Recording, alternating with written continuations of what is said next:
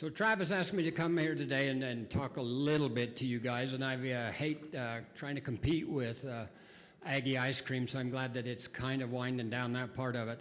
He said if there's anything interesting happening out or has happened out at the state legislature, please let us know. And I'm not sure anything ever happens very interesting out there. Sometimes it's kind of interesting to be there.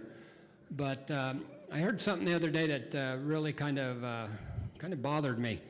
This past session we passed over 500 bills, and I heard that they've opened up more than, so far this year, my fellow legislators have opened up 200 more bills this time of year than we had last year at this time, and yet we're supposed to be living in the best managed state in the nation. What in the heck have we got to be opening up more doggone bills for? He said he'd kind of like me to mention a little bit what's happening in the intern. As you know, what usually happens is during session there's a lot of bills or questions that don't quite get vetted, and we'll run them through the intern, first start out deciding which ones we're going to check. Well, we had a different deal happen to us this year. In April, the governor, as y'all remember, we had a really nice lot of snow this past winter. And in April, we started having some flooding issues, and the governor declared a state of emergency. And if you remember when we had COVID a few years back, we really got fed up with the governor being able to just have one state of emergency after the other.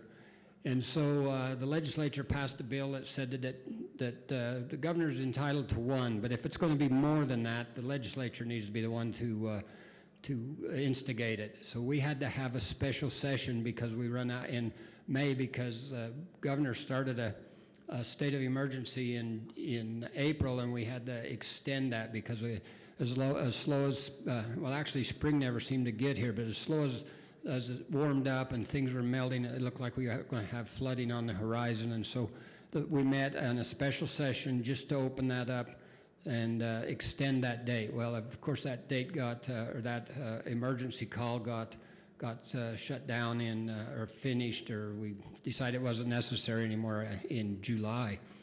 And then we had Congressman Stewart say, he was going to resign in the 15th of this next month, and we weren't, and in order to save the state a lot of money, to facilitate an election that is going to require to replace him, we had to hold another special session. Those things are pretty simple to accommodate, but we had to call ourselves back into special session. So those are a couple of things that happened. Travis asked me to say what I think we might have looking at us if we've got a couple of things coming at the legislature.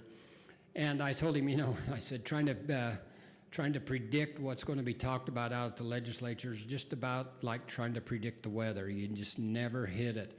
But there are two things that I know no matter what, we'll be talking about. Water is one of them.